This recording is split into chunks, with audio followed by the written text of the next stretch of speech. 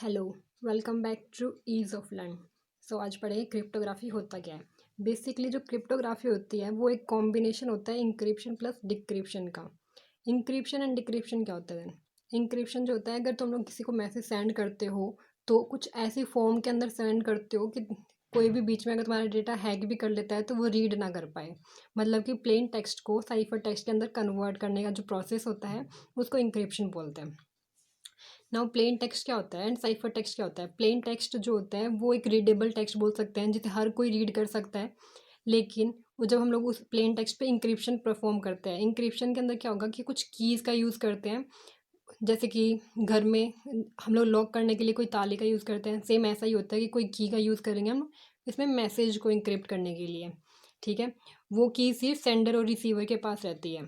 Sender के पास रहेगी encryption करने के लिए प्लेन टेक्स्ट को।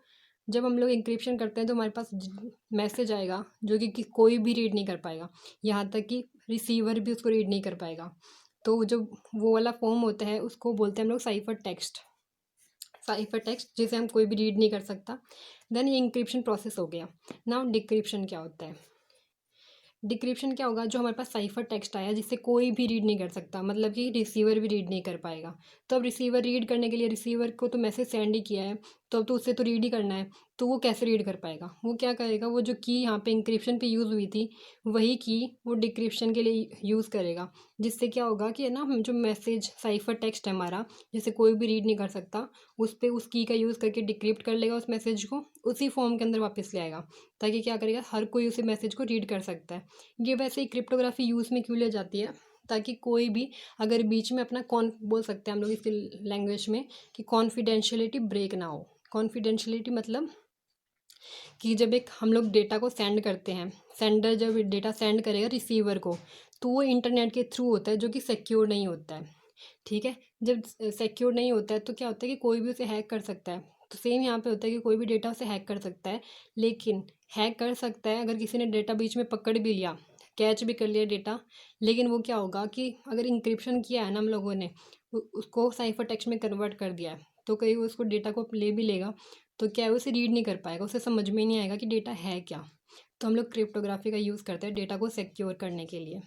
इसकी बहुत सारी, जैसे यहाँ पे कॉन्फिडेंशियलिटी क्या होती है। तो जैसे कि राहुल एक बंदा है, उसने क्या किया, रिया को मैसेज सेंड किया। मेल कर सकता है, व्हाट्सअप कर सकता है, कुछ भी उसने कहीं पे भी मैसेज उसने सेंड किया, ठीक है, ओवर द इंटरनेट के थ्रू।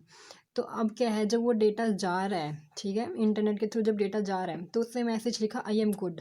अगर वो इंक्रिप्ट नहीं हुआ तो कोई जो तीसरा बंदा है उसको थोड़ी बहुत नॉलेज है हैकिंग वगैरह के बारे में, ठीक है, तो वही कर सकता है। जिसे नॉलेज नहीं है वो नहीं कर पाएगा। तो अगर इसको कोई नॉलेज थी तो इसने क्या किया, डेटा को हैक कर लिया। लेकिन अब यहाँ पे डेटा जो है इंक्रिप्ट ही नहीं हुआ। तो यहाँ पे एज़ यूजुअल जो मैसेज है वो उसने रीड कर लिया, अब उससे मैसेज पता चल गया। तो यहाँ पे क्या हो रहा है, कॉन्फिडेंशियलिटी ब्रेक हो रही है, जीरो हो गई है कॉन्फिडेंशियलिटी। ठीक है, अगर यहाँ पे इंक्रिप्शन नहीं हुआ है इसलिए। देन अगर हम लोग दूसरा देखें तो यहाँ पे क्या है, जब इसने इंक्रिप्शन का यूज़ किया है, इंक्रिप्शन का यूज़ करने के बाद जैसे कि पुराने ज़माने में नहीं होता था कि जो रोम के अंदर महाराजा थे तब से इसका यूज़ में लिया जा रहा है क्रिप्टोग्राफी का। जैसे कि वो जो सीजर साइफर हमारी एक टेक्निक है इंक्रिप्शन करने की, तो उसको महाराजा यूज़ करते थे कि किसी सिर्फ ना दूसरे महाराजा को अगर उसने मैसेज भेजना था तो वो कुछ इस कोड में कुछ ऐसी लैंग्वेज में कन्वर्ट करके भेजता था कि किसी और को, किसी बीच में किसी ने पकड़ भी लिया वो मैसेज तो वो रीड नहीं कर पाएगा, उसे समझ में ही नहीं आएगा। ठीक है, तो इसने कुछ इंक्रिप्शन का यूज़ करके मैसेज को चेंज ही कर दिया। ठीक है, अब उसने रिया के पास आ गया वो मैसेज। अब यहाँ पे बीच में क्या हो रहा है कि अगर वो थर्ड बंदा था उसने मैसेज कैच भी कर लिया तो अब उसको ये वाला मैसेज मिला है। जो उसने भेजा था वो तो उसे मिला ही नहीं, उसे तो ये वाला मैसेज मिला है। तो ये सोचेगा कि ये वाला मैसेज है। यहाँ पे क्या हो रहा है, कॉन्फिडेंशियलिटी उसको बहुत ब्रेक नहीं हो रही है। कॉन्फिडेंशियलिटी उसकी है कि जो कोई और बंदा उसको रीड कर भी नहीं पाएगा मैसेज को।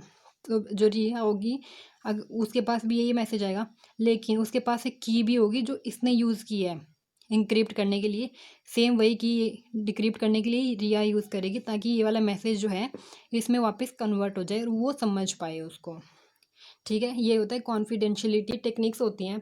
और ये जो कीज़ होती हैं ये बेसिकली दो टाइप की होती हैं, सिमेट्रिक और एसिमेट्रिक की। सिमेट्रिक की के अंदर तो क्या होता है कि थोड़ा सा बता देती हूँ कि है ना, सिमेट्रिक की के अंदर तो ये होता है कि जो की हम लोग इंक्रिप्शन के टाइम पे यूज़ में लेते हैं वही सेम की हम लोग क्या करेंगे, डिक्रिप्शन के टाइम पे ही काम में लेंगे, ठीक है। और एसिमेट्रिक की जो होता है उसके अंदर पब्लिक एंड प्राइवेट की दोनों होती है, कि एक की से हम लोग इंक्रिप्शन कर सकते हैं और दूसरी वाली की से हम लोग डिक्रिप्शन भी कर सकते हैं। जैसे कि सेंडर ने एक मैसेज सेंड किया, मैसेज को उसने कुछ इंक्रिप्शन टेक्निक्स यूज़ की, इंक्रिप्ट कर दिया मैसेज को। तो जब हमारे पास डेटा आएगा वो आएगा हमारे पास, चेंज होकर आएगा, प्लेन टेक्स्ट साइफर टेक्स्ट आएगा, तो हम लोग उसे बोल सकते हैं मैसेज डैश।